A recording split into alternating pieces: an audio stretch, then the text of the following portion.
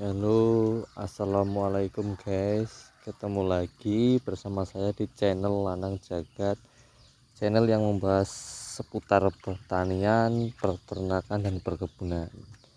Di sini saya akan berbagi tips, berbagi cara mengatasi atau menanggulangi asem-aseman di lahan persawahan.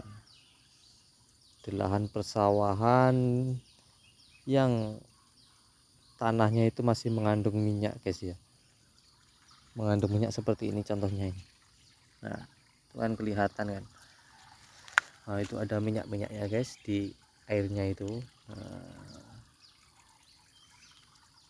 kelihatan kan guys, ada minyaknya itu. Kalau orang sini itu mengatakan tieng. Nah, tieng ini bisa membuat padi itu kerdil, terus itu juga bisa membuat tanah asam-asaman. Dia juga bisa membuat daun padi itu menguning guys, pertumbuhannya itu tidak akan bisa normal. Jadi cara yang efektif untuk mengatasi lahan yang berminyak atau nieng ini, kita harus buatkan dia parit guys. Nah ini bisa kita lihat kan, ini penanaman padi ini tidak sampai ke pinggir guys. Nah tujuannya apa? Tujuannya di pinggir itu bisa kita buat sejenis got, atau biasanya orang Jawa itu mengatakan kalenan. Nah, seperti ini kita buat agak dalam. Tujuannya apalagi kita buat got ini, kita buat parit. Tujuannya kita buat ini tujuannya agar air yang terkena minyak atau tieng ini tidak menyebar ke seluruh padi guys. Jadi dia fokus terkumpul ke irigasi ini, ke parit ini. Jadi nanti tidak akan berpengaruh ke tanaman padi yang lain. Nah contoh padi yang terkena dampak tieng ini guys ya. Nah kita coba sepilkan. Nah dia akan semu kuning guys, kelihatan kan perbedaannya ya. Yang di tengah itu hijau, hijau. Tapi yang di pinggir ini yang kena air ini, air yang berminyak ini, akan daunnya akan sedikit kuning. Nah terlihat jelas perbedaannya guys. Jadi cara kita untuk mengantisipasi ini yaitu kita buatkan parit di sampingnya, dibuatkan parit secara keliling guys ya. Nah kita lihat, kita sepil, ini pertumbuhan padinya cukup lumayan bagus guys. Nah nanti kita akan bandingkan dengan lahan yang tidak dikasih parit, bagaimana nanti bedanya. Padahal ini di satu lahan, tapi yang satu menggunakan parit untuk membuat ini air yang berminyak ini tidak menyebar ke semua tanaman, dan yang satu tidak menggunakan parit. Jadi air tiang ini atau air yang berminyak ini berpotensi menyebar ke seluruh tanaman. Nah nanti kita lihat kan ya. Nah, kita sambil berjalan kita lihat, ini kita lihat paritnya ini keliling guys ya. Dan itu masih ada penampakan air yang berminyak itu. Kita lihat guys ya, pastinya pertumbuhannya cukup bagus, cukup merata. Nah, lihat itu kan. Nah, lumayan ini kan, tumbuhannya cukup bagus. Kita berjalan, kita bandingkan dengan lahan yang satu, lahan yang tidak diberikan parit.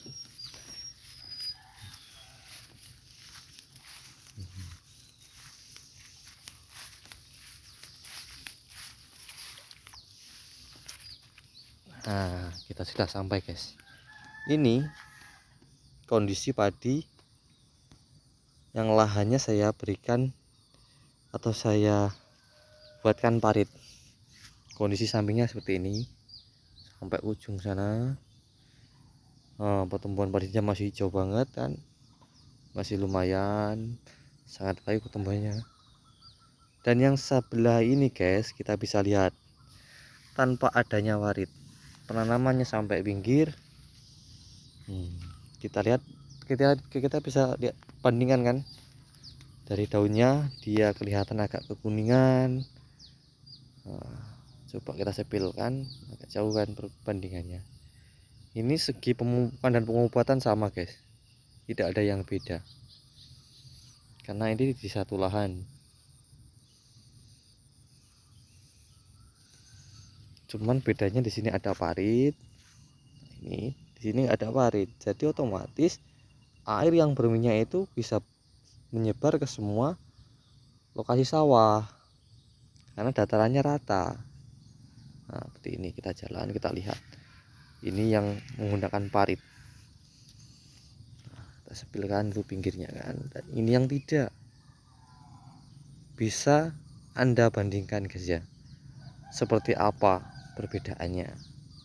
Nah, dan parit ini selain untuk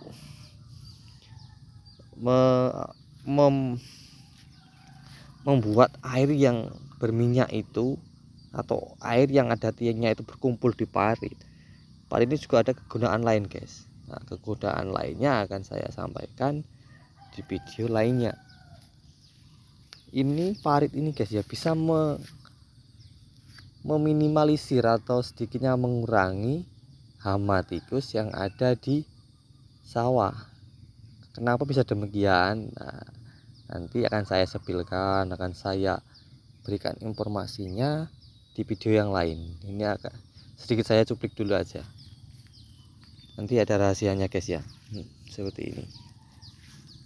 Nih, kita lihat agak sedikit kuning guys di lahan yang ini, yang sebelah kiri ini, dan di sebelah kanan cukup bagus dengan hijau royo-royo, cukup lumayan.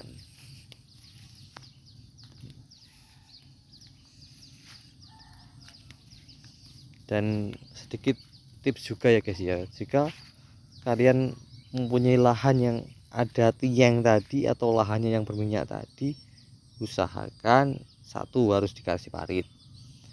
Yang kedua, tanamlah tanaman yang juga, tanamlah varietas padi itu yang juga tahan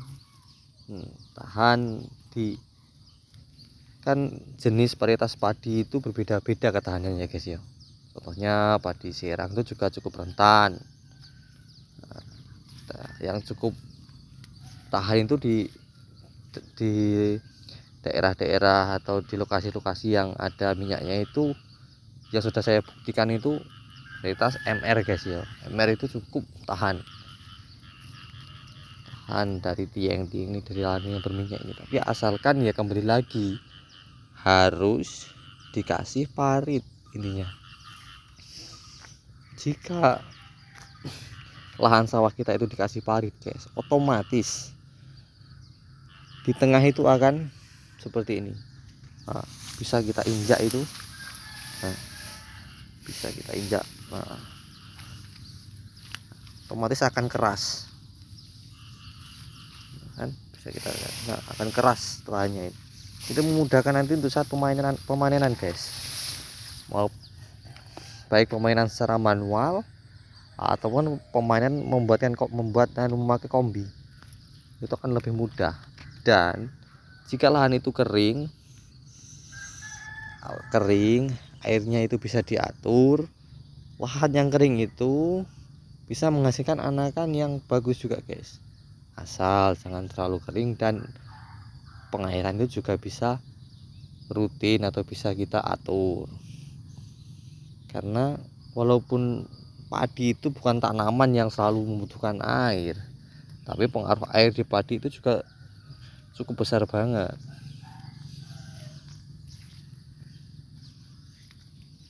Karena sejatinya guys ya, padi itu akan tetap tumbuh baik dan tumbuh subur walaupun lahannya itu tidak selalu tergenang air. Karena apa? lahan yang basah itu sudah cukup untuk pertumbuhan padi, asal basah ya, jangan terlewat kering. Kalau kering itu juga akan berpengaruh banget, karena di masa pertumbuhan air itu juga pengaruhnya besar, seperti itu ya guys ya. Nah di lahan yang ini guys, yang ini itu nggak kering dia itu guys, karena nggak ada parinya, jadi diinjak itu tanahnya itu masih seperti ini guys. Nah itu, jadi kalau masih seperti itu otomatis tieng atau minyak itu yang ada yang bercampur dengan air itu akan keserap oleh tanaman.